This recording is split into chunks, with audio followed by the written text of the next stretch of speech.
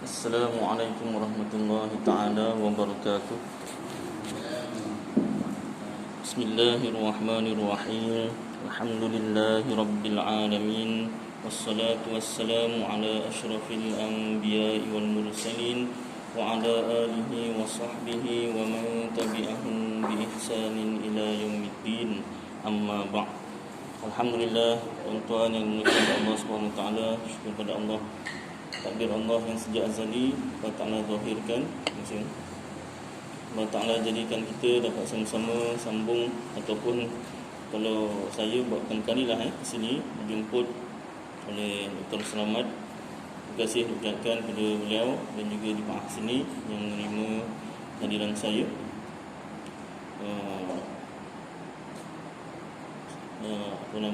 Syukur kepada Allah SWT kita dapat sama-sama belajar ataupun ulang kaji. Kenapa? Sebab kita kalau orang jadi Johor biasa dah sekolah agama. Jadi pelajaran yang saya bawa ni bukanlah benda baharu.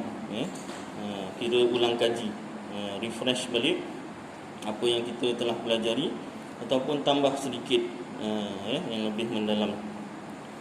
Baik, biasanya guru saya pesan sebelum mulakan apa-apa kuliah, ceramah sebagainya, mulakan dengan doa yang tertentu lah. Dan saya mengikuti jejak langkah beliau, iaitu dengan memulakan Wirdul Imam Ali ibn Abi Bakr As-Sakran, iaitu diambil dari kitab Syawarikul Anwar. Ataupun ada juga dalam kitab Maulid Barzanji. Kita orang Melayu ni biasa masyhur dengan Maulid Barzanji. Lalu yang kita baca Al-Jannatu. Pada muka surat 253 ada Wirdus Sakran. Lebih kurang dia punya bacaannya dengan daripada kitab Syawarikul Anwar, iaitu doa daripada gangguan jin dan manusia lah. Maklumlah kita nak buat perkara yang baik ada penghalang. Rasulullah SAW sendiri nak menyampaikan kebenaran, ada yang menghalang, apatah lagi kita. Bukan Nabi, bukan Rasul. Jadi untuk mengikut ataupun mengikut nasihat guru saya, kita bacakan doa tersebut. Tuan-tuan yang tak tahu boleh dengarlah. Nanti mungkin saya putuskan atau bagaimana. Akan datang kita baca sama-sama. A'udzu billahi minasyaitonir rajim. Yang mana bacaan yang senang, mudah boleh ikut, tuan-tuan boleh ikutlah. Bismillahirrahmanirrahim. Allahumma inni ihtattu bidarbillah, tuluhu ma sya'allah, kufluhu la ilaha illallah, babuhu Muhammadur Rasulullah sallallahu alaihi wasallam, saqafuhu la hawla wa la quwwata illa billah al-aliyyil azim. أحاط بنا من بسم الله الرحمن الرحيم. الحمد لله رب العالمين الرحمن الرحيم مالك يوم الدين إياك نعبد وإياك نستعين اهدنا الصراط المستقيم صراط الذين أنعمت عليهم غير المغضوب عليهم ولا الضالين آمين. Sur. Pada kalimah surun ni diajarkan oleh yang mempunyai wirid ini supaya dibuat pusingan keliling badan. Kenapa? Sebab maknanya pagar. Pagarilah ya Allah, pagarilah ya Allah, pagarilah ya Allah. Allahu la ilaha illa huwal hayyul qayyum, la ta'khudhuhu sinatun wa la nawm, lahu ma fis samawati wa ma fil ard, man dhal ladzi yashfa'u indahu illa bi'idhnihi, ya'lamu ma bayna aydihim wa ma khalfahum, ولا يحيطون بشيء من علمه إلا بما شاء وسع كرسيه السماوات والأرض ولا يؤوده حفظهما وهو العلي العظيم بنا استدارت كما استدارت الملائكة بمدينة الرسول بلا خندق ولا سور من كل قدر مقدور وحذر محذور ومن جميع الشرور تتروسنا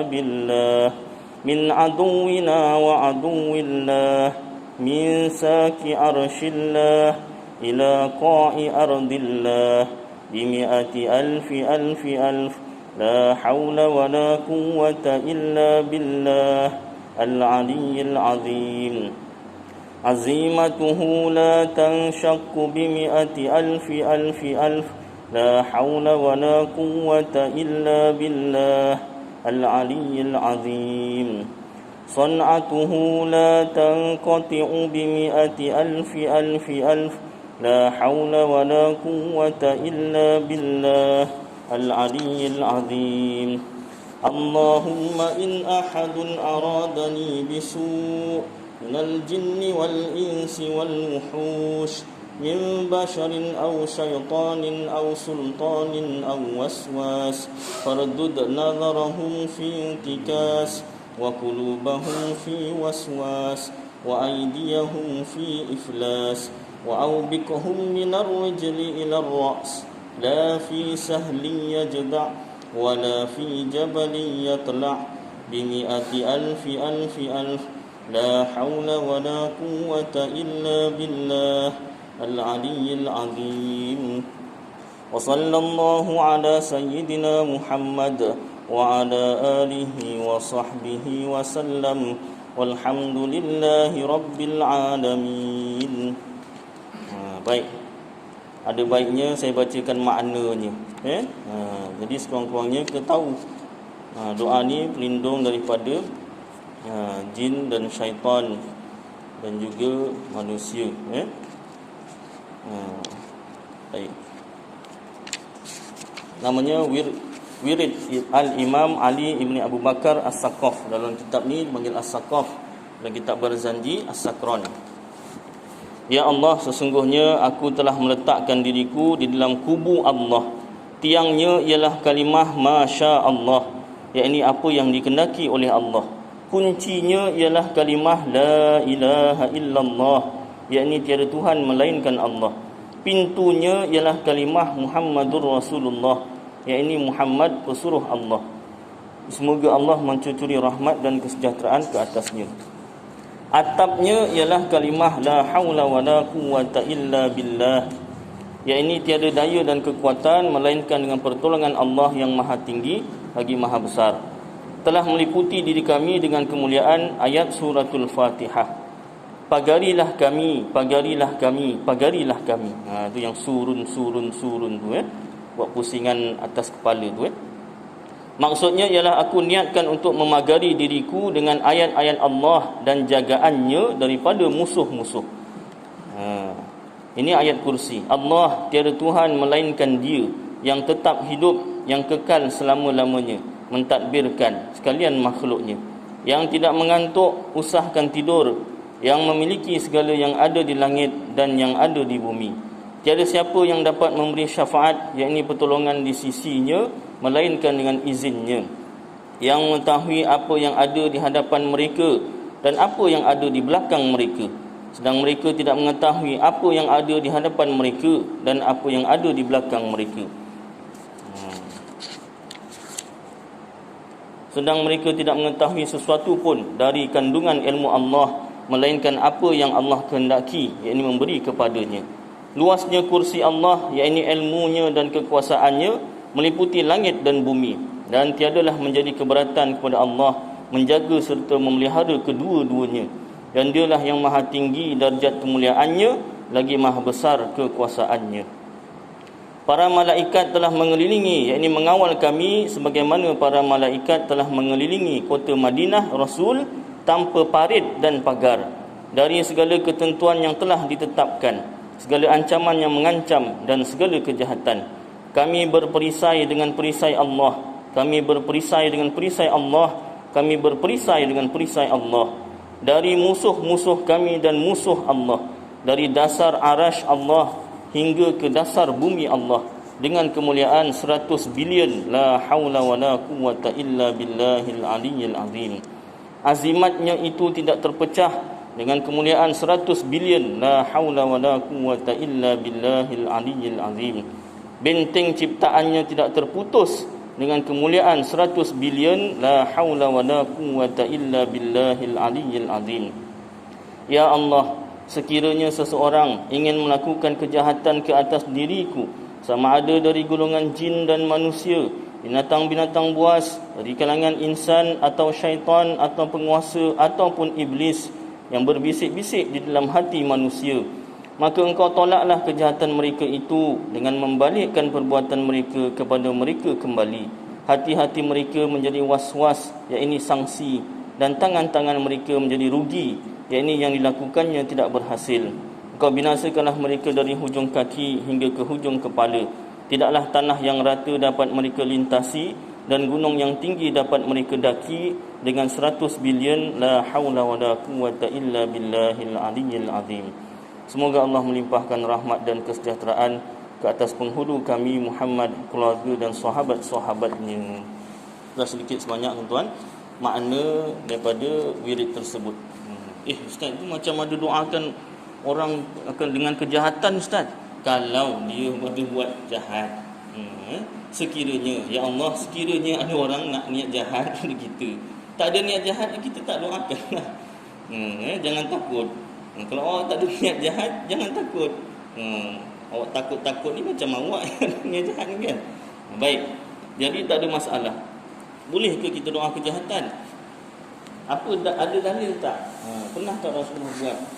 Beberapa dalil, iaitu pertama, ketika kalau tuan-tuan masih ingat, Rasulullah SAW berdakwah ke kota Taif kepada Bani Thaqif. Tak kala tu Bani Thaqif tak menerima dakwah baginda Rasulullah SAW, malah ditolak dengan tolak dengan kasarlah, baling batu hingga berdarah. Lalu malaikat Jibril menawarkan kepada Rasulullah untuk menghancurkan Bani Thaqif dengan melagakan 2 buah gunung antara Taif tu. Maka Rasulullah kata jangan. Mungkin mereka tak terima, anak cucu mereka mungkin terima. Ternyata benar. Zaman sekarang anak cucu Bani Thaqif ni menerima ajaran Rasulullah SAW. Habis mana yang dalil Rasulullah doakan keburukan? Dalilnya malaikat Jibril. Dia itu malaikat. Dia menawarkan untuk membunuh orang yang jahat lah, bukan orang yang baik. Kalaulah doa tersebut tidak diterima, kepada orang yang jahat kita doakan keburukan, maknanya takkanlah malaikat Jibril yang tak pernah buat dosa tu, malaikat tak pernah buat dosa, takkanlah malaikat menawarkan untuk membunuh, bukan doa tu, bunuh Bani Thaqif tu kan. Itu antara dalil. Baik. Jadi sebelum kita mulakan, saya akan bacakan di sini tuan-tuan di kitab Idaman Penuntut pada menghuraikan yang kusut ilmu fikih oleh Al-Haji Abdul Ghani bin Al-Haji Yahya, penggalih pertama. Beliau ni orang Johor lah, orang Johor. Dan sebelum saya mulakan, saya nak bacakan kelebihan menuntut ilmu sedikit daripada kitab Matla'ul Badrain wa Majma'ul Bahrain. Tuan-tuan yang seragama Johor dulu mungkin masih ingat lagi, seragama Johor sampai tahun 1910 ke 1920 ditubuhkan, sampailah pada tahun 1997 fikih digunakan Matla'ul Badrain wa Majma'ul Bahrain. Tahun 98 atau 97 tu kitab baru. Baik, ni minta maaf lah, ni turun-temurun ni kitabnya ni, entah daripada siapa yang pertama ni, Muhammad Zaini Abdullah. Seragama pelentong. Dah macam ni rupanya. Koyak-koyak tu tak apalah, mungkin rajin baca ataupun tangan ke tangan kan. Yang awan laratnya tu tak boleh tahan. Pasal apa? kitab ni kosong lah, tak menarik, dah lukis ketupat lah, apa macam-macam lah. Pokok kelabu lah. Sama je lah. Kreatif lah. Baik, saya nak bacakan kitab ini pada menyatakan kelebihan ilmu. Kitab ini dikarang oleh Al-Abdu Al-Fakir Al-Fani Muhammad bin Ismail Daud Fatani, ulama Patani, Thailand. Thailand ni bukan ada Tom Yam aja, ulama orang Melayu, ulama Melayu. Cuma kita terpisah dari segi geografi lah. Baik. Muka surat 3, faidatun fi fadailil ilmi. Ini suatu faedah pada menyatakan beberapa fadilat ilmu, kelebihan ilmu. Supaya kita lebih semangat untuk ilmu dan semangat untuk sampaikan. Riwayat daripada Dailami daripada Ibnu Umar, hadis Nabi SAW, katakan bagi orang yang alim, orang yang ada ilmu, syafaatkan olehmu daripada anak muridmu, dan jikalau sampai sebilang-bilang bintang di langit sekalipun. Orang yang berilmu ni Rasulullah kata syafaatkan, selamatkan daripada neraka, masukkan ke dalam syurga. Siapa? Anak-anak muridmu. Kalau dah anak murid pun dia boleh selamatkan, apatah lagi dia. Berapa banyak anak muridnya dia boleh selamatkan? Sebilang-bilang bintang di langit sekalipun. Berapa banyak bintang di langit? Setakat ni tak pernah ada saintis yang mengira. Terlalu banyak. Tak sempat kira habis, ada bintang yang dah musnah, dah mati. Ya Ustaz, ya. Tak buka buku sains tanya betul. Ya tak? Bintang sangat banyak. Baik, dan riwayat daripada Malik bin Dinar, artinya lebih kurang, barang siapa menolong akan orang yang menuntut ilmu, diberi akan dia Allah suratnya. Surat ni suratan amal lah, dengan tangan kanannya. Suratan amal kalau diberi di akhirat nanti daripada tangan kanan, itu petanda baik, maknanya amalannya diterima. Maaf saya pakai topeng ni, yang lain okey, tak apalah.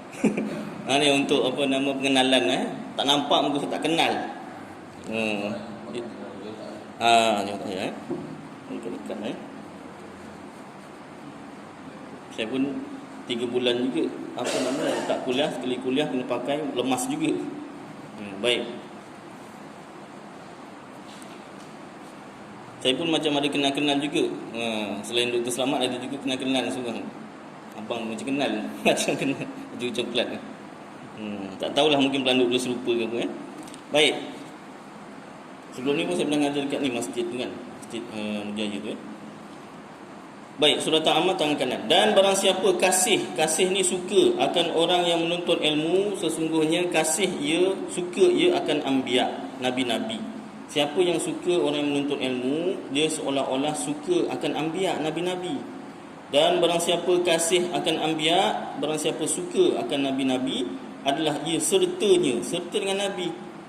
Serta dengan nabi kat mana? Syurga lah. Dia tu tak menuntut ilmu, tapi dia suka tengok orang. Apatah lagi yang menuntut ilmu. Tengok kau pergi surau belajar baguslah, aku sukalah. Tapi ada hal, dia tak pergi lagi, tapi dia suka orang lain pergi, pun dapat pahala, dapat ganjaran. Apatah lagi yang apa nama ni, pergi belajar. Barang siapa benci akan orang yang menuntut ilmu, ada orang yang suka, ada orang yang tak suka. Tak suka, ada ancamannya. Maka senya benci ia akan anbiya, maka balasannya jahannam. Na'udzubillah min dzalik. Orang yang tak suka orang menuntut ilmu, dia tu dah tak menuntut ilmu, tak suka. Kemana? Surau belajar. Apa? Dah tak suka. Macam lah kan, contoh nak didialogkan tu. Saya dalam kuliah saya banyak berdialog sendirilah. Jadi tak suka orang menuntut ilmu. Awak tak menuntut ilmu tu, tapi jangan sampai tak suka, apatah lagi menghalang orang lain menuntut ilmu. Kenapa dia seolah-olah benci akan anbiya? Kenapa macam tu? Sebab ilmu itu daripada Nabi. Nabi sendiri pun salah seorang penuntut ilmu. Nabi itu guru yang paling baik, dan Nabi juga murid yang paling baik. Siapa guru Nabi Muhammad? Iaitu malaikat Jibril alaihi salam. zahir lah, hakikatnya Allah Ta'ala lah yang masukkan ilmu tu kan. Baik. Jadi kalau kita suka orang menuntut ilmu, seolah-olah kita suka anbiya. Bukanlah maknanya orang menuntut ilmu tu nabi, tidak. Ilmunya tu. Itu kelebihan ilmu. Saya habiskan sikit lagi. Dan bahawasanya bagi talibul ilmi, si penuntut ilmu, syafaat. Syafaat ni keselamatan daripada masuk neraka, diselamatkan daripada neraka, masuk dalam syurga. Seumpama syafaat anbiya, dan baginya pada syurga Jannatul Firdaus 10,000 mahligai. Bukan satu mahligai. Mahligai ni macam mana? Kalau rumah kita tu rumah besar sikit semi-D. Besar sikit banglo. Tak? Besar lagi, kalau banglo villa lah. Besar lagi istana lah kan. Mahligai lebih kurang macam istana lah. Berapa mahligai? 10,000. Bukan sikit. Orang menuntut ilmu 10,000 mahligai. Dan pada syurga Jannatul Khulud 100,000 Madinah. 100,000 Madinah daripada nur, daripada cahaya. Madinah tu apa? Bandar. Bandar. Berapa bandar? Bandar Johor Bahru ni je besarnya macam mana kan? Ini dapat 100,000 bandar. Bandarnya pula daripada nur, daripada cahaya. Tak ada longkang-longkang ke apa, sungai kotor, tak ada. Nur daripada cahaya, bandar yang bersih. Dan pada syurga Jannatul Ma'wa 30,000 darjat daripada yakut yang merah, batu permata. 30,000 darjat, 30,000 tingkat. Dan baginya dengan tiap-tiap dirham. Dirham ni wang Arab. Kalau kita Malaysia, ringgit lah, ringgit Malaysia. Tiap-tiap dirham, tiap-tiap ringgit yang ia nafkahkan, belanjakan di dalam menuntut ilmu. Menuntut ilmu pakai duit ke ustaz? Pakai. Satu, pakaian kita nak menuntut ilmu. Pakai apa nama ni, nak pergi ke tempat menuntut ilmu. Kalau jauh mungkin kereta, mungkin motor. Kalau jalan kaki nak apa tenaganya tu, makanan minumnya tak secara tak langsung, beli kitabnya, tak? Dan sebagainya lah. Setiap dirham yang dibelanjakan dalam menuntut ilmu, dia daripada bidadari sebilang-bilang bintang di langit dunia. Satu dirham tu, bidadari sebilang-bilang bintang di langit, itu satu dirham. Kalau berdirham-dirham, berbilang-bilang lah. Bintang di langit dunia, bidadari. Ni tak ada orang perempuan kan? Katalah ada orang perempuan, ustaz, itu kalau lelaki dapat bidadari, perempuan dapat apa? Takkan bidadari juga. Dalam kitab apa nama ni, 100 masalah agama, bagi apa nama Kiai Syafi'i Hazami, yang dah meninggal dunia dah, baru 2 tahun lepas meninggal dunia. Dia orang Indonesia lah. Dia apa nama mengarang satu kitab, asalnya soal jawab radio cendrawasih, dituliskan, didokumentasikan jadi kitab. Jadi ada pertanyaan daripada perempuan lah, tah neng mana kan, tanya, Pak Ustaz, neng bahasa Indonesia lah, neng tu kan tanya, ni gimana ni kalau lelaki dapatnya bidadari, kalau lanang pergi lanang. Kalau jauhnya lanang. Wedok lanang dia dapat bidadari, wedok dapat apa? Contoh kan. Jadi jawapannya, kalau perempuan meninggal dunia bersuami, maka suaminya lah jadi bidadari. Mana ustaz, tak ada orang lain ke? Dekat dunia dah tersiksa dah. Alah, kat syurga dapat dia juga ke ustaz? Dekat syurga lain, tak sama macam kat dunia. Handsome-nya tu berganda-ganda, berpuluh kali ganda. Kekuatannya berpuluh kali ganda juga. Tak sama macam kat dunia. Dia bukan plastik sejeri lagi dah tu, berubah habis. Dengan tenaga-tenaganya berubah. Kalau perempuan meninggal dunia, dia buat baik, perempuan solehah meninggal dunia tak bersuami, maka dapatlah bidadari. Itu jawapannya dalam kitab 100 masalah agama. Sebab dalam kitab kan ceritanya bidadari aja. Mana ada sebut bidadara? Rupanya ada jawapannya, bidadari lah. Baik. Ada cerita tentang bidadari tak Ustaz dalam kitab? Ada. Kalau dekat surah Ulu Tebrau tu ada kitab Arab ada, kitab Melayu pun ada. Saya pernah bacakan tentang bidadari. Ciri-ciri bidadari. Tapi kalau boleh yang dengar yang dah kahwin lah. Pasal apa ciri-cirinya lain macam. Ya tak? Yang belum kahwin tak payah bacalah, nantilah kahwin lah. Baik. Ciri-cirinya daripada atas sampai bawah disebutkan. Ustaz, minggu depan bawah Ustaz. Tak boleh. Ni masa fikih kan. Nanti bidadari jalan masa. Wah, mentang-mentang bidadari suka ya. Ni kalau buat iklan ni minggu depan Ustaz Aidil akan tentang bidadari. Ciri-ciri bidadari. Wah, penuh surau. Dia kata surau kampung lain datang juga kata. Baik. Maknanya nak cerita dalam Islam ni banyak ilmu tuan-tuan ya. Salah satunya ilmu tentang sam'iyat, perkara-perkara gaib, perkara-perkara syurga neraka. Lepas baca bab bidadari, saya akan bacakan bab neraka. Ustaz janganlah, kenalah. Dua-dua baru adil. Wah, cerita syurga aja, neraka kena cerita juga. Ya tak? Barulah ada ketakutan sedikit. Kalau tak, wah main suka je baik. Dan 9 bilang malaikat, bukan setakat 9 bilang bintang bidadari yang terdapat, 9 bilang malaikat. Malaikat bukan 10 je Ustaz, itu ketua. Bawah-bawahnya beribu-ribu, tak terkira. Hanya Allah Ta'ala yang tahu. Dan barang siapa berjabat tangan akan talibul ilmi, si penuntut ilmu, diharamkan Allah jasadnya atas api neraka. Itu orang yang salam, apatah lagi si menuntut ilmu. Tapi musim PKP ni kalau tak nak salam tak apa, lebih selamat, ya tak? Dan barang siapa menolong akan talabul ilmi, si penuntut ilmu, disurat Allah kelepasan daripada api neraka. Orang yang tolong, dia tak menuntut ilmu tapi dia tolong. Dia tolong sediakan meja, kerusi, ya tak? Tolong sediakan jalan, sediakan surau baru, ya tak? Sediakan alat-alat, dia kelepasan daripada api neraka. Apatah lagi tuan-tuan yang menuntut ilmu. Last tuan-tuan, ketahui olehmu dan bahawasanya talabul ilmi apabila mati diampunkan bagi Allah orang yang hadir jenazahnya. Tuan-tuan menuntut ilmu, meninggal dunia, Ustaz jangan cerita pasal mati. Semua orang mati. Jangan takut. Ya tak? Guru mati, anak murid pun mati. Kadang-kadang anak murid pergi dulu, guru kemudian. Kadang-kadang pula guru pergi kemudian anak murid pergi dulu. Sama Ustaz ayat dia.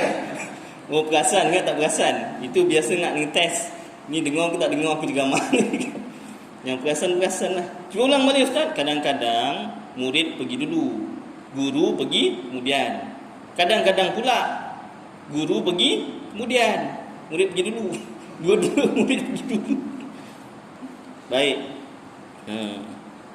Pasal mati Baik. Kalau orang yang menuntut ilmu dia meninggal dunia, orang yang datang jenazah dia tu menguruskan tu, dilepaskan, diampunkan Allah dosanya. Apatah lagi tuan-tuan yang menuntut ilmu. Cukuplah tuan-tuan beberapa kelebihan menuntut ilmu. Mudah-mudahan dapat kita amalkan. Terus menuntut ilmu dah sampaikan insya-Allah. Baik. Jadi kitab ni mungkin tuan-tuan ada yang dah tahu, ada yang belum tahu. Jadi saya bacakan pengenalannya lah, supaya kita lebih. Ini penggal yang pertama. Dia ada 3 penggal.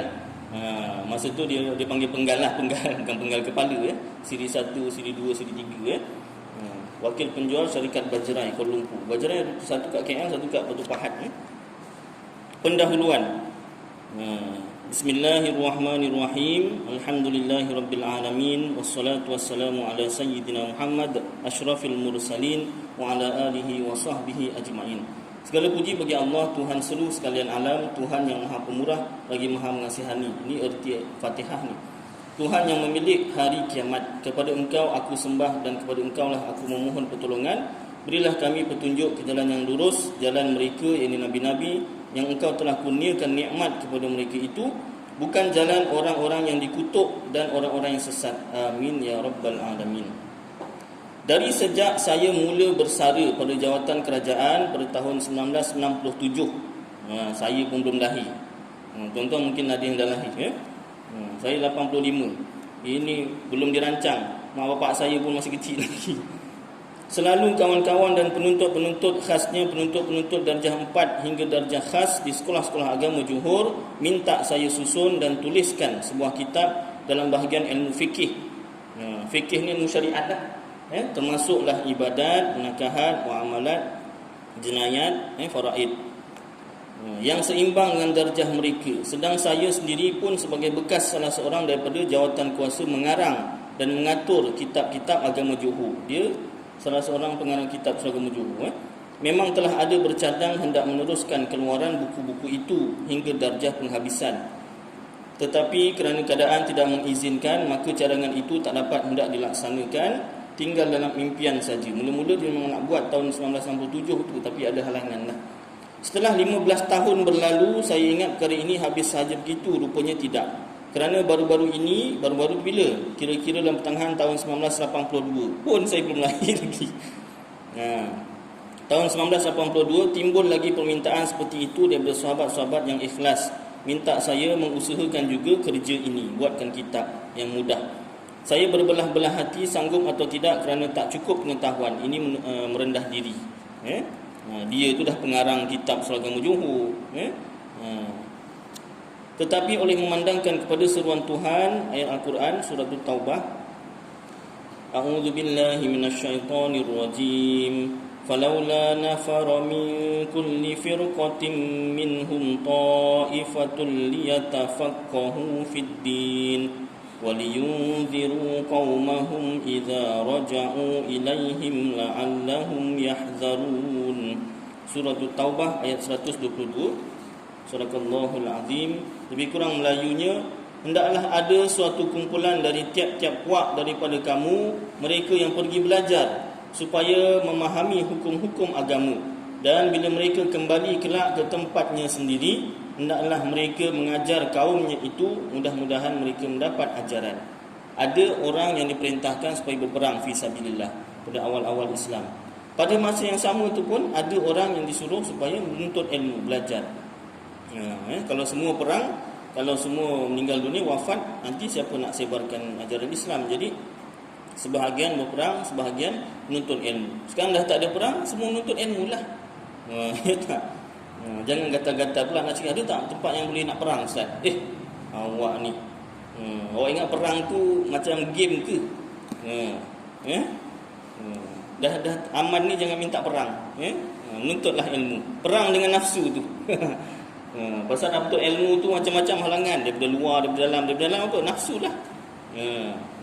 Hari ni apa? Isnin, Selasa. Cerita apa? Hari Selasa. Antara maghrib isyak. Nak tengok TV ke nak dengar kuliah. Dan lagi memandangkan kerja ini suatu daripada amal jariah. Apabila mati anak Adam, putuslah amalnya melainkan 3 perkara. Satu daripadanya ilmu yang digunakan.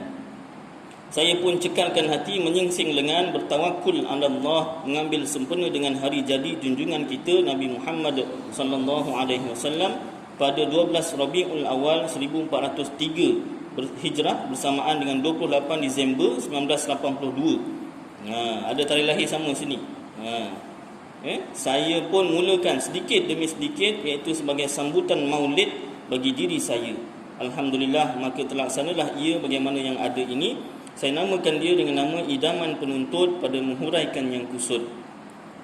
Saya berharap dengan sebesar harapan kepada Allah Subhanahu wa taala, barang apalah kiranya mengurniakan saya ikhlas dalam apa jua usaha semata-mata kerananya, dan memohon dengan segala tawaduk, moga-moga usaha ini menjadi bekalan kepada saya dan guru-guru saya selepas saya meninggal dunia.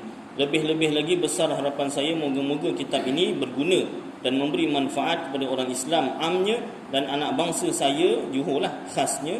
Innaka ala kulli syai'in qadir wa bil ijabati jadir.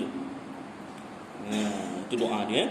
Sandaran saya dalam kitab ini ialah, jadi kitab ni kat Johor je pakai Ustaz? Tidak. Saya pernah keluar 40 hari dekat mana masa tu Perak dekat silap. Sungai Bayur, Perak. Masa tu dekat surau tu ada kuliah lah, kuliah agama. Dia bacakan kitab yang orang penuntut. Kata ni kitab orang Johor ni, ada orang Johor ni, saya angkat tangan. Tapi masa tu saya tak kenal kitab ni. Belum kenal lagi. Masa tu dia sebut tu saya kenal lah. Jadi apa nama ni, orang bukan orang Johor pun pakai. Macam kita pakai orang negeri lain punya kitab, orang negeri lain pun ada pakai. Sandaran saya dalam kitab ini ialah dari satu kitab Matla'ul Badrain wa Majma'ul Bahrain. Dia ambil juga sedikit dari kitab ni. Tapi kitab ni bahasanya ikut susunan Arab. Susunan Arab ni macam mana Ustaz? Ibarat macam inilah. Kalau kita orang Melayu kan, saya makan nasi. Orang Arab ni dia bukan saya makan nasi, telah makan nasi. Telah makan oleh saya akan nasi. Dia macam tu. Payah. Kita orang Melayu susah macam tu. Ayat kan lain-lain kan, setiap bahasa kan. India, nasi saya juga makan. Lagilah. Nasi, kenapa nasi? Saya, kenapa juga makan? Okay. Baru kita faham. Selagi tak habis ayat tu kita tak faham. Jadi dia susunan Arab sikit. Dalam ni dia susunan moden. Yang kedua kitab Al-Baijuri, ni kitab Arab. Yang ketiga kitab Bujarimi Iqna, ni pun kitab Arab. Kalau yang belajar pondok madrasah, kenallah kitab ni. Saya cuba seberapa daya pada mencari perkataan yang sesuai dan mengelokkan jalan bahasanya mengikut susunan bahasa masa sekarang. Kadang bahasa Inggeris pun ada dimasuk. Tak ingat bahasa Melayunya apa, sebut bahasa Inggeris. Yang penting faham. Tetapi sebagai seorang manusia tidak sunyi daripada kelemahan, tersilap dan lupa. Terkadang-kadang apa yang saya fikir elok itu tidak elok pada orang lain. Dan demikian juga sebaliknya, apa yang elok pada orang lain tidak elok pada saya. Begitulah keadaannya, jarang hendak dapat cukup sempurna pada seorang. Dari itu bermaaf-maaf atau bertolak ansur menjadi asas kemajuan. Sekiranya ada dalam kitab ini masalah betul salah atau menyeleweng daripada dasarnya, tetaplah iaitu terbit daripada kejahilan saya sendiri. Ini ayat merendah dirilah. Hakikatnya baik buruk daripada Allah Ta'ala. Dan bak kata Imam Syafi'i, pukulkanlah masalah itu ke dinding dan peganglah yang betulnya. Dan jika tiada keberatan, sila berjumpa saya. Dia ni merendah dirinya. Kalau adalah salah dalam kitab saya ni, siapa-siapalah, tak kira ustaz ke bukan ustaz ke, kalau jumpa ada kesalahan, silalah berjumpa saya. Lagi seorangnya dah tak ada dah. Makna dia daripada sejak dia buat kitab ni, kalau betul ada salah, jumpa saya direct. Tak apa, kita betulkan, ya tak? Ni baru betul berani, ya tak? Bukan baling batu sembunyi tangan. Siapa tu? Tak. Kan. Ini tak. Siapa? Aku. Tapi ini bukan baling batu lah, nak cerita bertanggungjawab. Bertanggungjawab. Biasalah manusia ada buat salah. Tak, kita mengaku salah. Lepas tu taubatlah, minta maaf dengan manusia, minta maaf. Baik. Sila berjumpa saya atau beritahu dengan surat. Kalau malu nak jumpa depan, tulis surat. Alamat saya nombor 1, siap alamat rumah. Nombor 1 Jalan Haji Yaakob, Kampung Muhammad Amin, Johor Bahru. Kat mana tu? Depan sekolah isi. Kampung tu tak ada lagi, dah tak. Yang buat kedai rasa dah tak ada dah. Saya sedia membetulkan apa yang salah atau menyeleweng itu dengan mengucapkan ribuan terima kasih.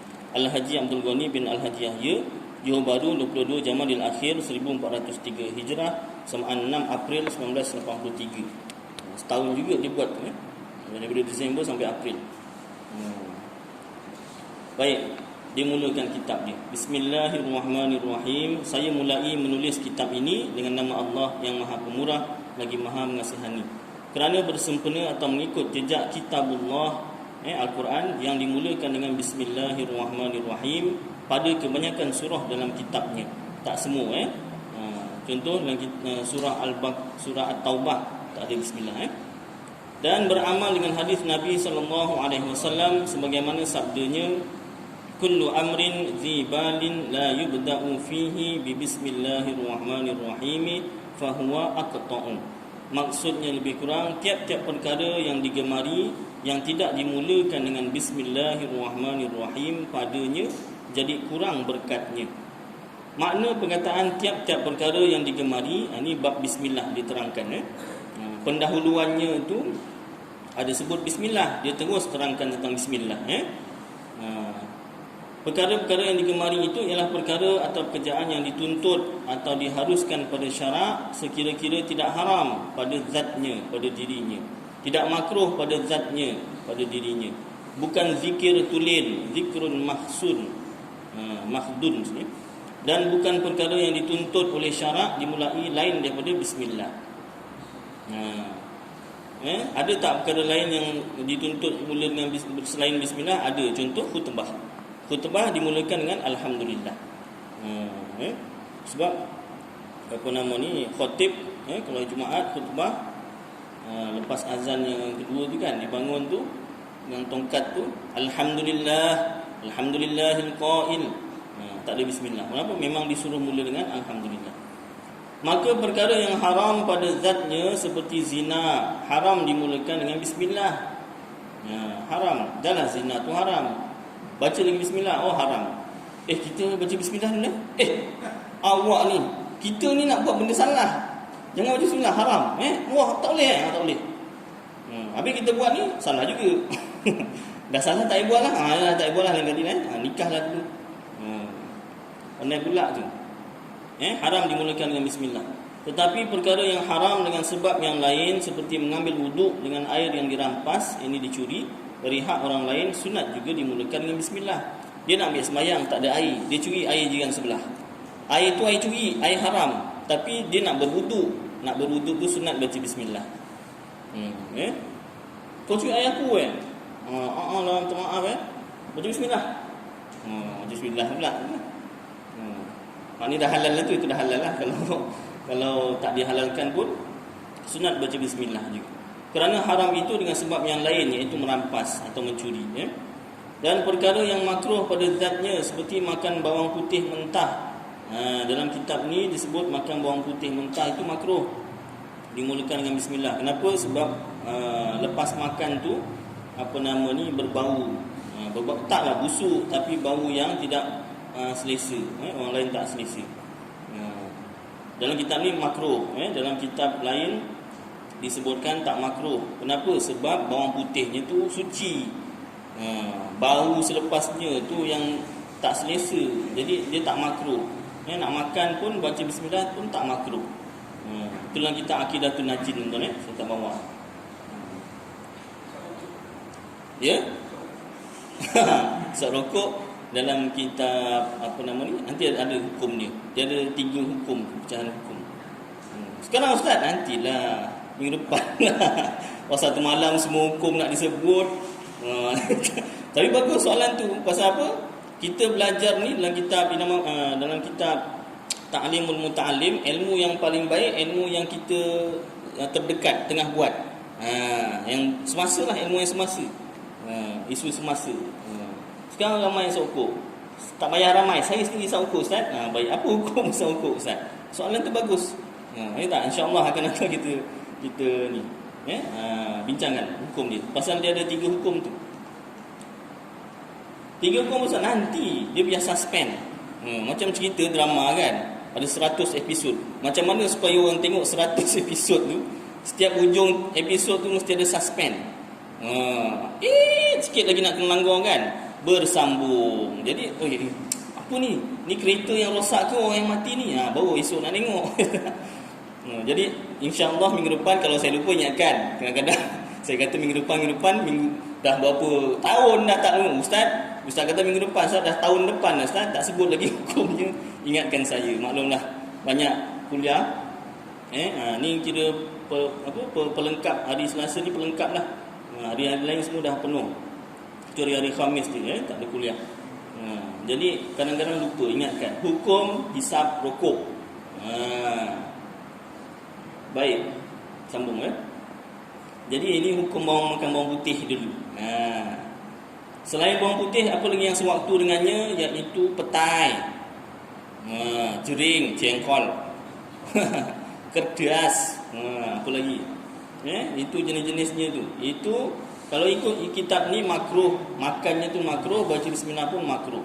Tetapi dalam kitab Aqidatun Najin, hukumnya harus, tak makruh. Jadi boleh makan dan sunat baca bismillah. masuk isyak untuk ni, kita berhenti dulu dah. Berhenti dah. Kan?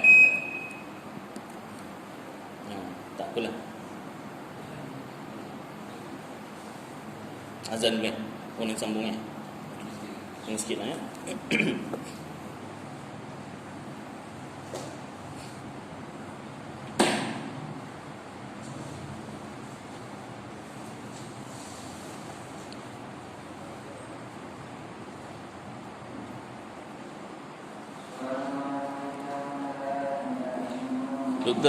Doktor, ada kitab Aqidatul Najin? Kitab Aqidatul Najin ada? Kitab Aqidatul Najin ada? Ada?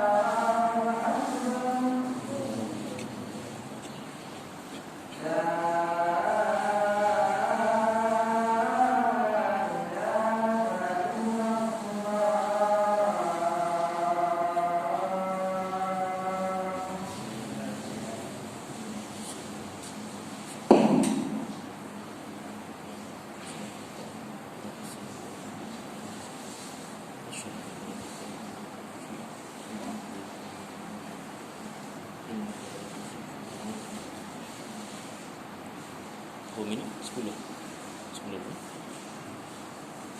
Baik, kita sambung sikit sebenarnya. Ini kitab Aqidatun Najin. Saya pinjam Dr. Selamat ni, saya tak bawa. Kitab Aqidatun Najin fi ilmi usuluddin. Ini kitab tauhid. Ya, tapi pada depan pun dia ada bahaskan bab bismillah. Muka surat 5. Dia kata sini 1, 2, 3 baris dari pihak atas. Demikian lagi keluar dengan kata makruh zati, makruh pada dirinya, pada perbuatan tu, itu makruh aradi, makruh yang mendatang. Seperti makan bawang mentah. Maka tiap-tiap daripada keduanya ambil air wuduk dengan air yang dirampas, curi, itu sunat dimulai dengan bismillah. Disebut dalam kitab ni, makan bawang mentah itu tak makruh. Baca bismillah. Kenapa? Sebab bawang mentah tu cuci. Bila kita makan, lepas makan tu baru bau mulut kita. Itu yang makruhnya. Sebab bila kita sembahyang berjemaah, kalau musim PKP ni jarak 1 meter mungkin tak bau. Kalau rapat-rapat kan bau. Kena pula sedawa. Oh, lagilah. Makan petai lah, jengkol. Lagilah. Makan durian. Durian bau juga Ustaz. Bau lah. Tak bau pula. Beli aja dah bau. Jiran sebelah ni.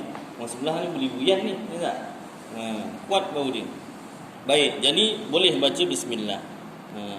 Lebih-lebih lagi, makanan macam petai, jengkol tu, apa nama tu, jering Melayunya. Kerdas tu semua bagus untuk penyakit-penyakit tertentu, ya tak? Penyakit kronik. Ya tak? Jadi sunat baca bismillah juga. Baik, itu kata perbezaan antara kitab pun ada. Cuma apa nama ni, yang kitab Aqidatun Najin ni lebih dahulu lagi, berpuluh-puluh tahun lagi yang lepas. Jadi dia tak adalah datang rumah orang ni jumpa. Pasal dia pun dah wafat. Baik. Perbezaan sedikit, biasalah. Baik, sambung. Tetapi makruh dengan sebab lain. Tetapi makruh dengan sebab yang lain, seperti mengambil wuduk dengan air yang dipanaskan dengan cahaya matahari dalam bejana bekas yang berkarat, sunat dimulakan dengan bismillah. Kerana makruhnya dengan sebab yang lain, iaitu air panas. Itu nanti bab air kita akan masuk air musyammas. Demikian juga tidak dituntut membaca bismillah jika hendak membaca zikir tulil, seperti hendak membaca la ilaha illallah. Kalau kita buat yasin tahlil kan, kalau imam nak mulakan zikir la ilaha illallah tu, fa'lam annahu la ilaha illallah. Tak adalah bismillahirrahmanirrahim la ilaha illallah, tak. Tapi kalau buat taklah haram, cuma tak disuruh. Atau subhanallah, lepas sembahyang kita zikir subhanallah, alhamdulillah, Allahu akbar tu, kita taklah mulakan bismillahirrahmanirrahim, subhanallah, subhanallah, tak. Kenapa? Memang tak disuruh pun baca bismillah untuk berzikir tu. Atau assalamualaikum, beri salam pun tak sunat baca bismillah dulu. Nak balik rumah, nak beri salam, bismillahirrahmanirrahim, dah buka pintu dah. Nampak baca bismillah, oh ni ayah kau dah balik ni, buka. Tak sempat beri salam, buka pintu.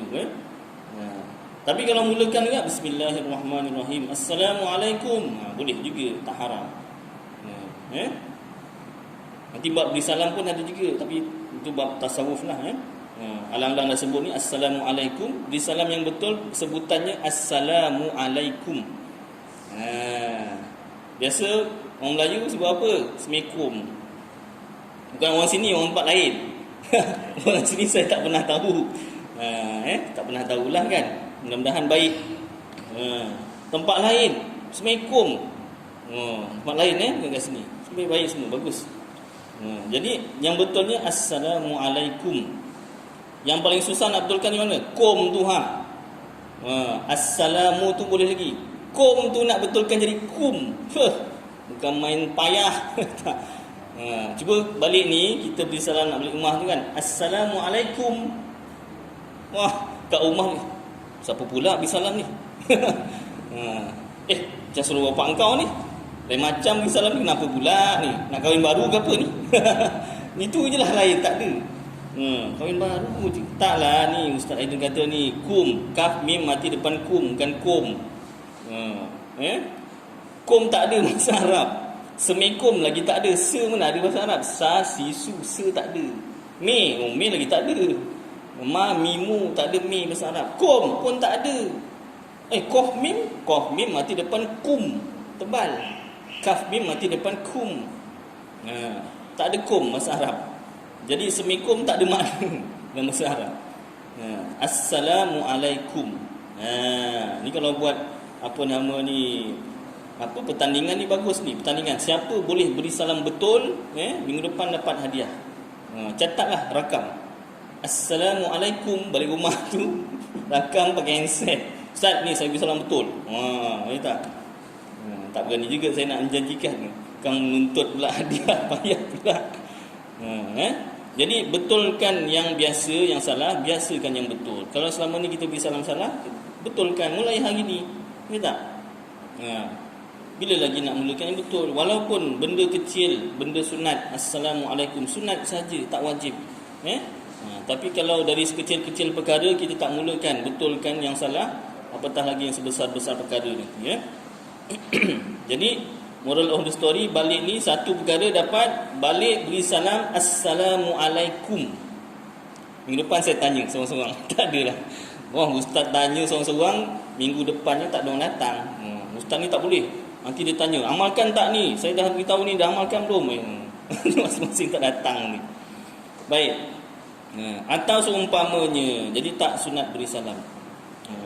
Tak sunat beri salam, tak sunat baca bismillah sebelum beri salam. Begitu juga kalau kita nak berucap, bagi ucapan, buat ceramah, ucapan PIBG ke, ketua kampung ke dan sebagainya, sebelum mulakan ucapan tu nak bismillah dulu ke nak beri salam dulu? Dalam kitab kata beri salam dulu. Assalamualaikum warahmatullahi wabarakatuh. Barulah bismillahirrahmanirrahim. Dan seterusnya.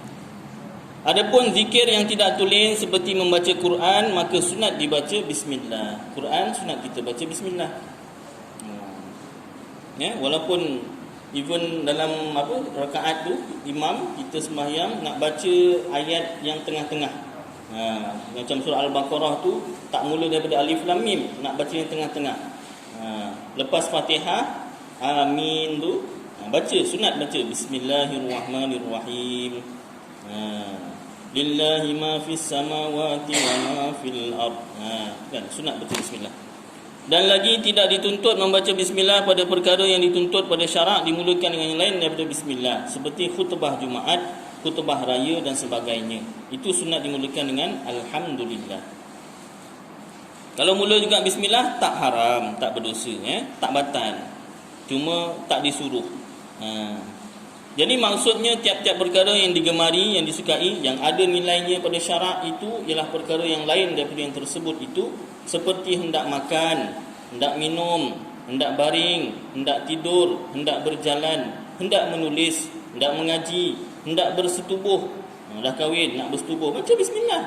Boleh ke Ustaz? Memang disuruh.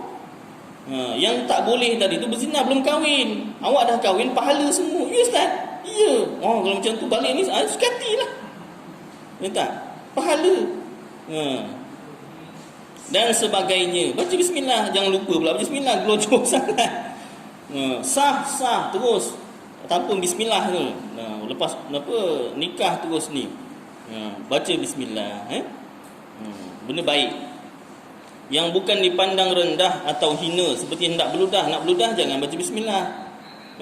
Hendak kentut jangan baca bismillah. Hendak berak jangan baca bismillah atau sebagainya. Itu tentang bismillah dihuraikan. Jadi insya-Allah tuan-tuan, jam dah pukul ni.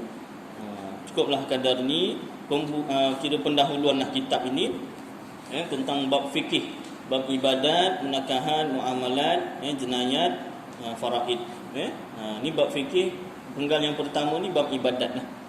Jadi insya-Allah kita akan mulakan bab yang pertama, bersuci dan hukumnya, minggu depan, insya-Allah. Ini seminggu sekali, 2 minggu sekali. Minggu sekali minggu depan insya-Allah. Mudah-mudahan apa yang kita dengar dapat kita amalkan dan sampaikan insya-Allah. Aqulu qawli hadza wa astaghfirullahal azim li wa lakum wa lisairil muslimina wal muslimat wal mu'minina wal mu'minat fastaghfiruh wa ya fawzal mustaghfirin wa ya najatat taibin. Wa sallallahu tabaraka wa ta'ala ala khairi khalqi sayyidina wa maulana Muhammad wa ala alihi wa sahbihi wa baraka wa sallam. Subhana rabbika rabbil izzati amma yasifun wa salamun ala al mursalin walhamdulillahi rabbil alamin. Taqabbalallahu minkum.